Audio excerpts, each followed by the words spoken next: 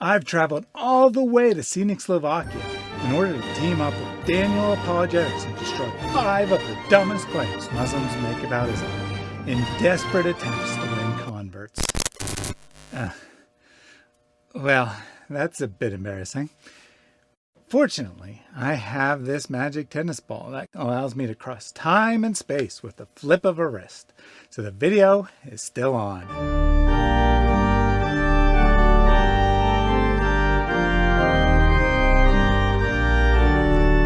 Previously on Reasoned Answers, we've taken on some of the best arguments Muslims make with careful analysis and thoughtful commentary. And frankly, even the best arguments aren't very good. Just how dumb are you? It varies. So when I decided to debunk some of the dumbest, but also most popular, claims propagandists make, I knew I would need some help to avoid incurring brain damage. Daniel was kind enough to put his brain on the line, so without further ado, let's jump in. Have you ever heard a Muslim say Islam is the religion of peace? Indeed, the word Islam means peace. What could be more peaceful than a religion literally meaning peace? Of course you have, and chances are you've heard media tools parroting the same line after every Islamic terrorist attack. But what's the real story? Does Islam mean peace? And is it even relevant if it does? The answer is no, and no again. The word Islam does not mean peace. It actually means submission. Islam and the word for peace, salam, share a common root. But roots do not determine meaning. In English, tradition and treason have the same root, but different, almost opposite meanings. Same with shirt and skirt, or naive and native. And no one would confuse a locust with a lobster. Yet they too come from the same root. A locust isn't a lobster, and Islam doesn't mean peace. But even if Islam did mean peace, it would still be irrelevant. Any group can call themselves whatever they want, but it doesn't make it true. A thief doesn't become a hero because he calls himself a liberator of wealth, and Islam doesn't become peaceful because someone says it is. We need to look at what Islam teaches to actually answer the question. There are many violent commands in the Quran, Hadith, and biographies of the perfect example for all Muslims to follow. But one will suffice to prove the point. And slay them wherever you come upon them, and expel them from where they expelled you. Persecution is more grievous than slaying. Next up, Daniel will take on Muslim claims of scientific miracles. Oh, the magic tennis ball. Peace be upon you. What? Sadius sent you here so that I could debunk the scientific miracles in the Quran? No, I will not. Alhamdulillah. I have a message to all of you Christians, Hindus, Jews, and atheists out there who critique and ridicule this claim. Stop it! It's time that you all start to embrace the revealed scientific miracles and facts in the Quran. Because these scientific revelations, revealed to Muhammad long before modern science ever knew, proves that the Quran is the divine eternal words from Allah. How can you not be swept away by all the scientific miracles from the Quran, Allah's eternal verbatim word? Like for example, that semen is formed between the backbone and ribs. Surah 86 verses 6 to 7. That there are 7 earths. Surah 65 verse 12. That the sun and moon chases each other around the earth. Surah 36 verses 38 to 40. That human embryos are blood clots. Surah 22 verse 5. That stars are missiles Allah used to shoot at demons who try to sneak into heaven. Surah 37 verses 6 to 10. And Surah 66 verse 5. And here you were thinking that it was meteorite rocks burning in our atmosphere. And not to mention that the sun sets in a muddy spring of water. In Surah 18 verses 83 to 86, Allah reveals that Dhul-Qarnayn, aka Alexander the Great, or Cyrus the Great, traveled until he reached the place where the sun set. He found it setting in a spring of murky warm water, and that the people lived there. And keep in mind, this is not from Dhul-Qarnayn's perspective and what he thought he saw. Allah, the eternal creator and God of the universe, He is the narrator here. Also, in addition to Allah's eternal word, the Quran, Muhammad, who is considered the greatest human interpretator of the Quran, in Sunan Abu Dawud 4002, the Prophet, independently, with no reference to Dhul-Qarnayn, confirms when asked that the sun sets in a spring of warm water. And yes, this hadith is classified Sahih. Alhamdulillah, that the sun, which is 1 million times bigger than the earth and is 10,000 Fahrenheit warm, sets in a place, in a spring of warm water, where it lives a people. All these facts are just so scientifically proven that there's just nothing more that needs to be said here. Hashtag Quran, hashtag science. Thaddeus, back to you. Did you know that Muhammad was the greatest man to ever live? Why, one could even say he was sinless, a perfect moral example that everyone should follow all the time. Indeed, even random nobody Marco Hart said so. Or at least so goes the Dawa claim. And as long as the hearer is totally ignorant of literally everything in Muhammad's reputed biography, it might even work. But once a single shred of light is shown on the question, the Dawagandist will quickly retreat. Run away! Run away! Should men in their 50s marry 6-year-olds and bed them at 9, as Muhammad did, you ask? That was normal for the time, the Dawi lies, but not okay for today. Already the claim seems to be falling apart. Is it good to torture a man for money, you ask? Of course not, he replies. But wait, didn't Muhammad do just that? No. Those faithful Muslims who recorded such stories about him were liars and cannot be trusted. But of course, we know 100% they were totally truthful when they passed on the Quran and all the hadith that we happen to like. What about chopping off heads and claiming Allah makes you victorious through terror?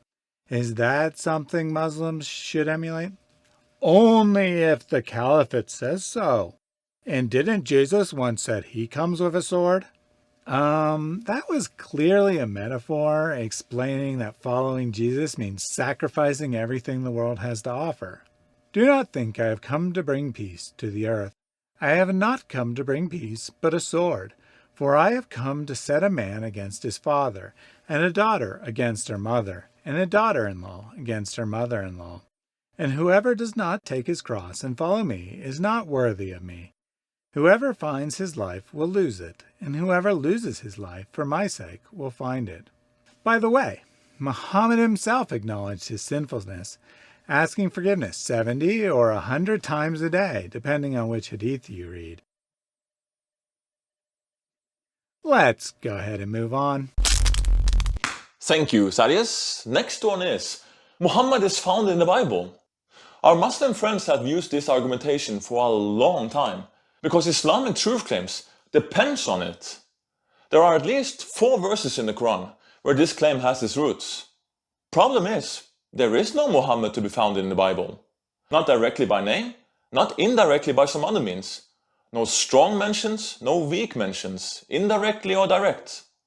I've seen Muslim Dawagandists and apologists trying to attribute all kinds of biblical prophecies to Muhammad, like Deuteronomy 18:18, Deuteronomy 33:2, Isaiah 42, Daniel 7, Haggai 2:7, John 1, John 14, John 16. Ironically enough, these are also books that Muslims will say are corrupted, because the slogan is, as we all know, the Bible is corrupted. Except where they can squeeze in a prophecy about Muhammad, of course. Even if it's in the middle of an erotic love poem between King Solomon and his wife. In the Song of Solomon, chapter 5, verse 16, and I kid you not, you'll find YouTube videos of leading Muslim apologists like Shabir Ali, Ahmed Deedat, and Zakir Naik using this verse and more. That should tell you something. Jews, Christians, and Hebrew speakers are having a field day with all these attempts. Now, since Thaddeus and I agreed on around 2 to 3 minutes per point, let's just look a little bit closer on that popular Song of Solomon verse as an example.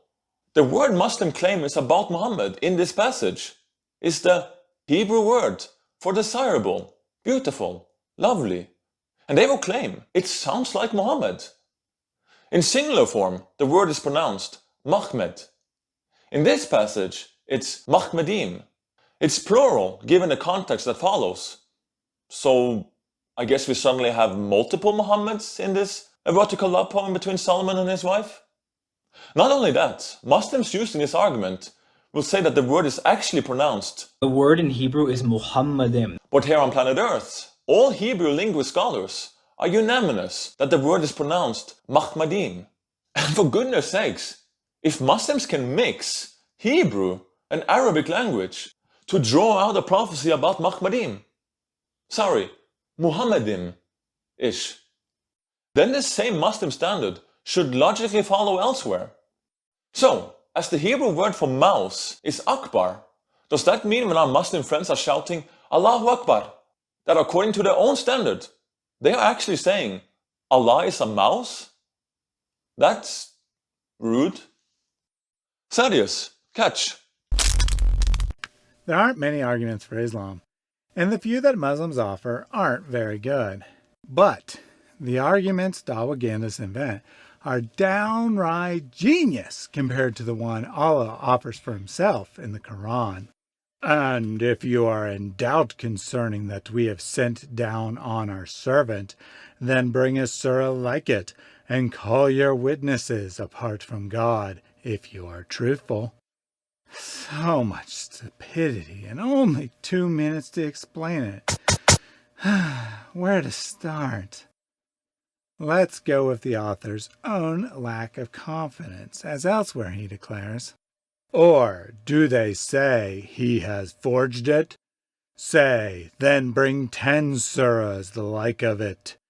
Just in case one surah wasn't enough, Allah covers his butt. Guess it isn't that obvious after all. Next, there's the fact that no clear criteria are given. How can we call our witnesses if we don't know what to judge on? Then there's the fact the challenge was not impressive to Muhammad's contemporaries, who claimed they could make better poetry and tell better tales. And no doubt they were right, as the Quran is unclear, confusing, disorganized, and even filled with grammatical errors. Satan apparently met the challenge too, by the way, tricking Muhammad into thinking verses supporting polytheism were part of the Quran. Now bow down to your king. Only years later did Muhammad finally realize his mistake and have the verses removed. Let's just say the devil made me do it. Most importantly, the challenge is simply nonsense from the start.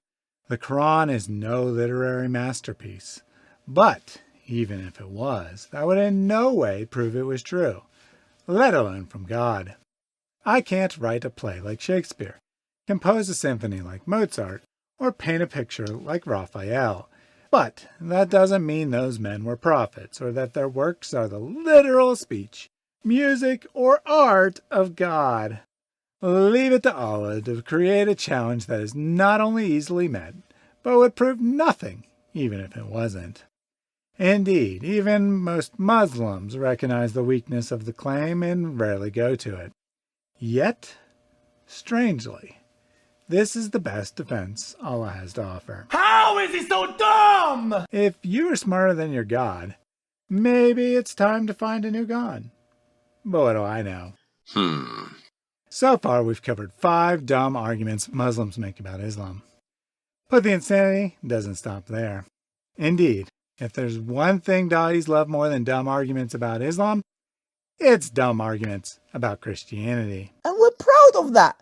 You absolutely aren't going to want to miss Daniel and my destruction of Muslim claims about Christianity. So click here to ride the magic tennis ball over to his channel.